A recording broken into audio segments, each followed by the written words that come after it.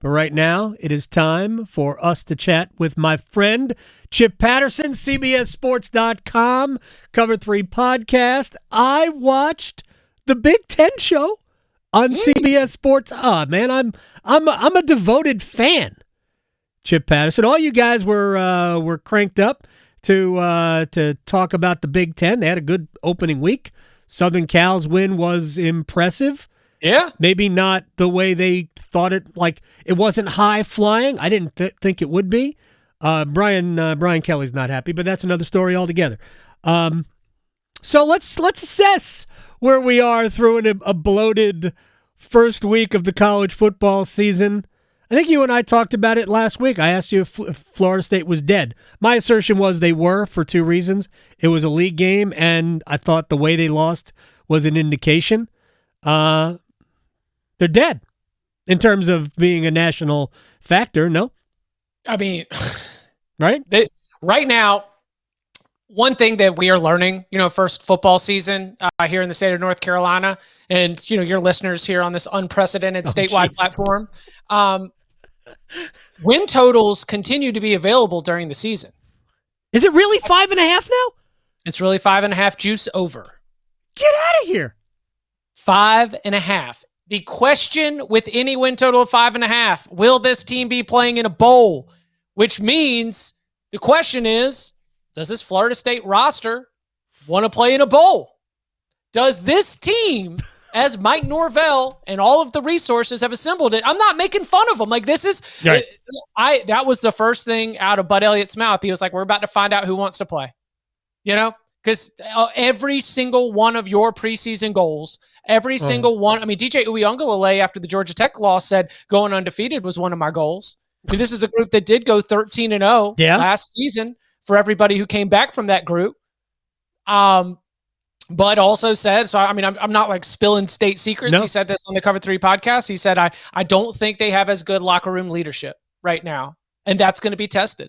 This is why coaching can get very, very hard, and why roster construction is not just about 4 stars and 5 stars, but about assembling the right collection of personalities so that when you encounter adversity, which you will over the course of a college football season, who do you have who can step up on the field? But just as important, who do you have that can step up off the field? The play for Florida State right now is spend the next couple weeks still trying to salvage the year.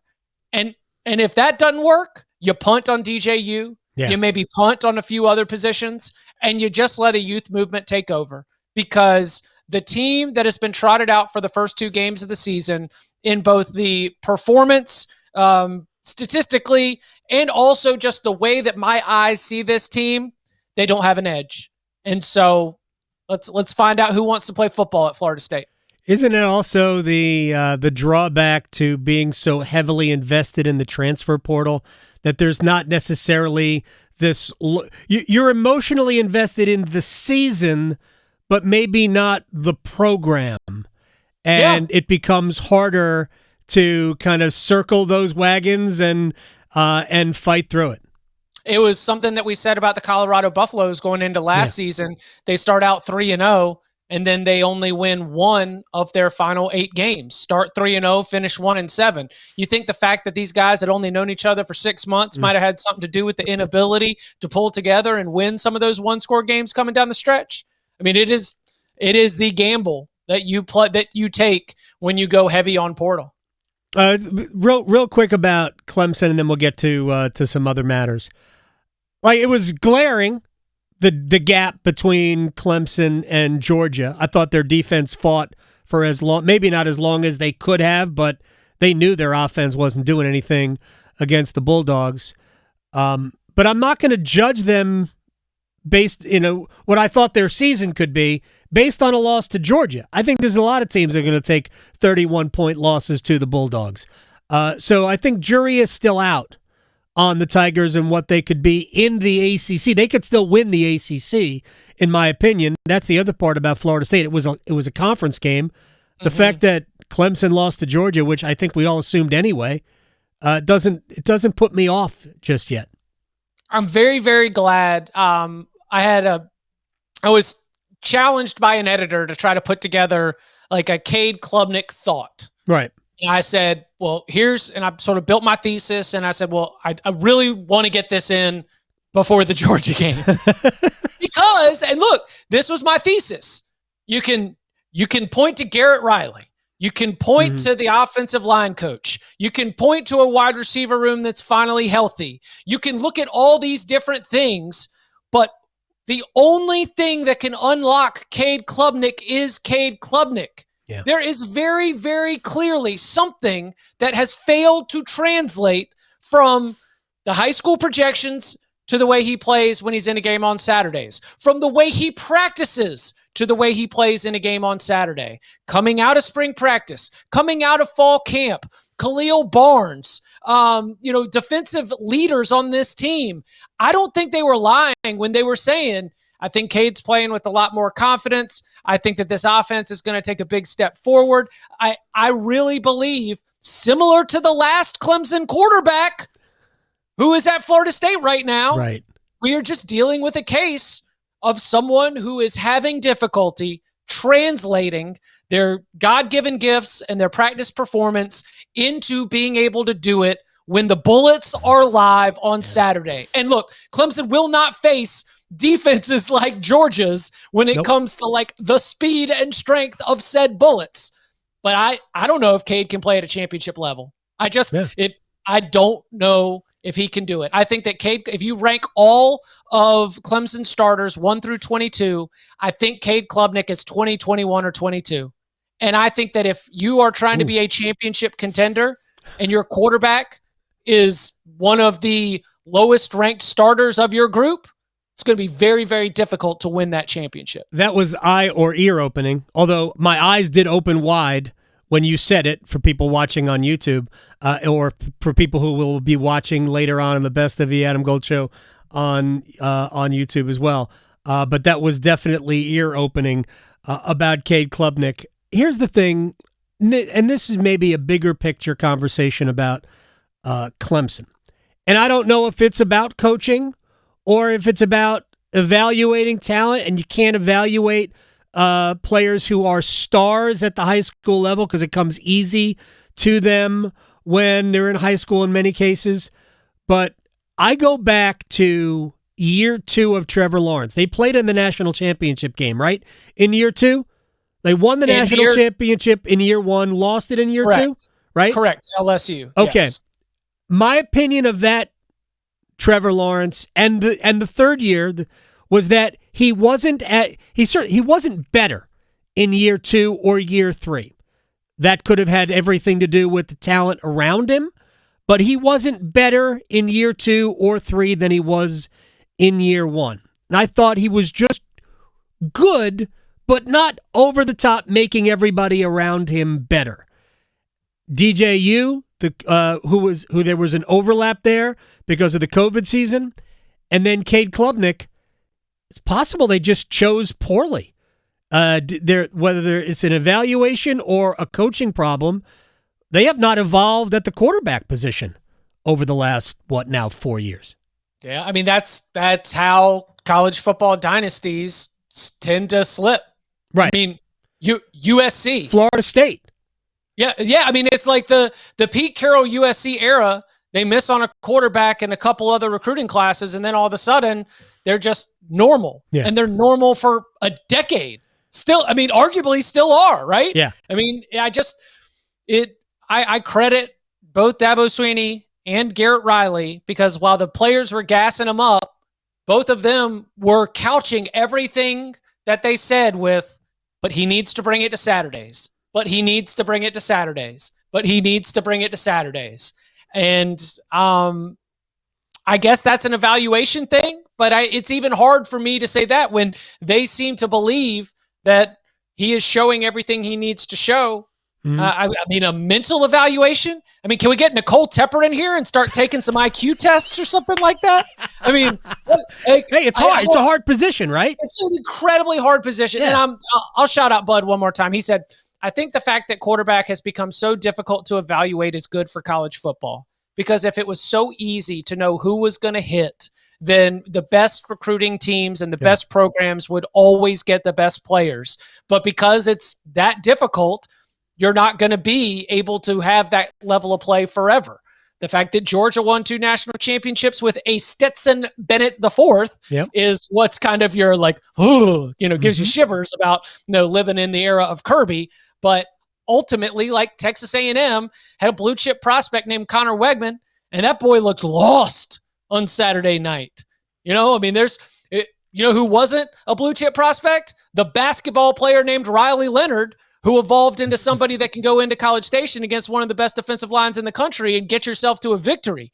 So it is the most difficult position to evaluate because it's not just about height, weight, strength, and speed. What happens between your ears is so, so important.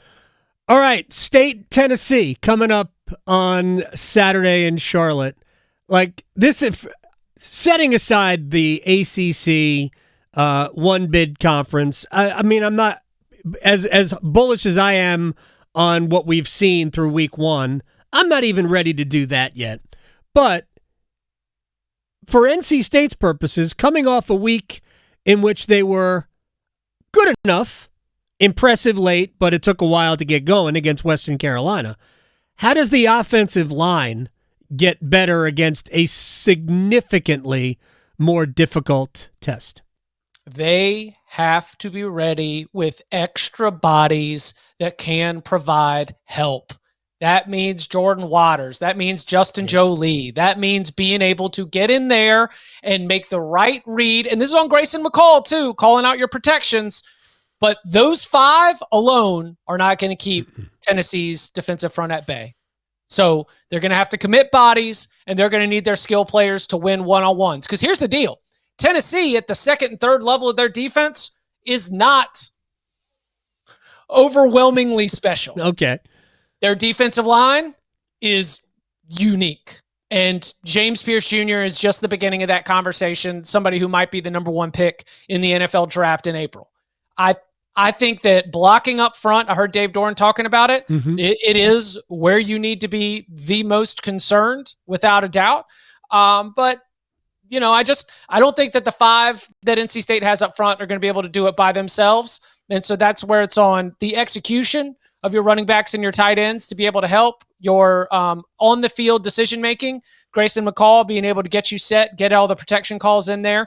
And then on the play calling, what are you going to do to get creative to, if you're committing extra bodies to defending this pass rush, what are you doing to be able to make sure that, giving up those numbers, you still find ways to get Casey Concepcion the ball in space? Because I love the fact that NC State came out and was like, all right, no more of this mess.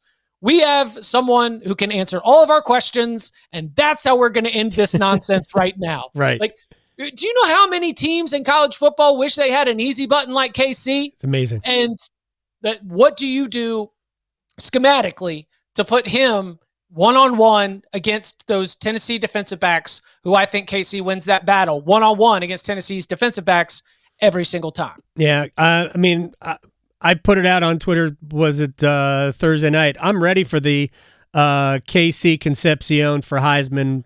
I'm ready for that. He was that. I'm not saying he's the best player in the country, but let's keep an eye on this because he was so good. By the way, Travis Hunter, probably the best player in the country. North Carolina, by the way. Whoa.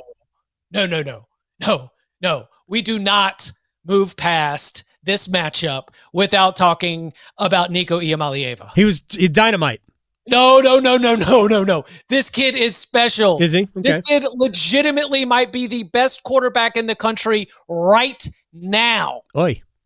And NC State. So here's what we did. Tony Gibson obviously was defensive coordinator at West Virginia. West Virginia got to see some of the Art Briles offense. And while no one wants to call it the Baylor offense or the Art Briles offense because of all the horrid connotations that come with that, there is still structurally the same idea. We call it spitting on the sideline splits. What it means is the wide receivers are so far away from the offensive line that it creates these huge lanes on the field. And one of the things that the 3-3-5 stack that Tony Gibson likes to do is to be able to bring pressure from all the different places. But if you're bringing a corner blitz and your corner is over there in Nightdale, how are they going to be able to get home? Right. So we went back to look at the times that Tony Gibson as defensive coordinator went up against Baylor when they crossed over. And I'm sure Tony's going to give me a call and tell me about how I was wrong about this, but the results are such. He is either going to give up 70 points or hold them to 27. Those are the different ways that it went when it was either great or else it wasn't, because Nico is running that offense so crisply. And I know it was Chattanooga, but guess what? It was also Western Carolina. Right. And if Western Carolina was able to move the ball and you're going up against Nico Iamaleava, like, how are you going to stop Nico? And if you cannot stop him, how are you going to sustain drives offensively while keeping the ball out of his hands? You are correct to identify defending Tennessee's defensive line as a big part of this, but buddy, you also got to keep Nico out of the end zone, and that kid is special. Yeah, to me, it wasn't really just the pass blocking. I actually was more concerned about the run blocking for NC State, especially in the interior.